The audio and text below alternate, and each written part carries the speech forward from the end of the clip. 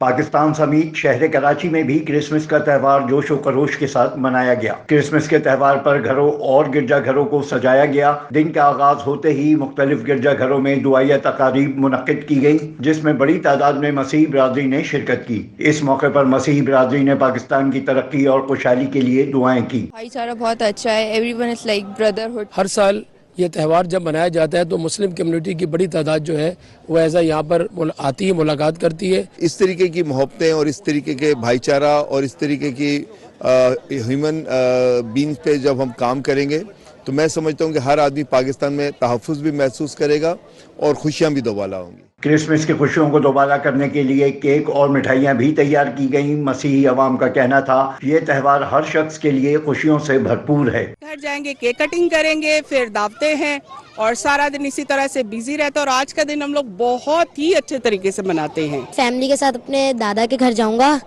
اور وہاں پہ جا کے ہم لوگ وہاں کا دوپہر کا کھانا ان کے ساتھ کھائیں گے۔ جائیں گے اپنے گھر پہ، پھر ہم بانٹیں گے اپنا کیک، نیوری، بہت مزہ آئے گا۔ اس موقع پر مراد سونی کا کہنا تھا ہم نے کرسمس کے موقع پر مسیحی برادری کے ساتھ بہت اچھا وقت گزارا۔ میرے ساتھ ندیم شیخ جسٹس ہیلپ لائن اور ان کے نمائندے مائیکل نے بھی شرکت کی۔ اس موقع پر ہم نے قابل احترام بشپ کے ساتھ کیک بھی کاٹا۔ Police chief as a community policing ان کو بہت بہت مبارکباد دیتا ہوں، تو ہم ان کی خوشیوں میں برابر کے شریک ہیں۔ Afzal Khan, C110 news, Karachi. C110 news, خبر کی اصل خبر۔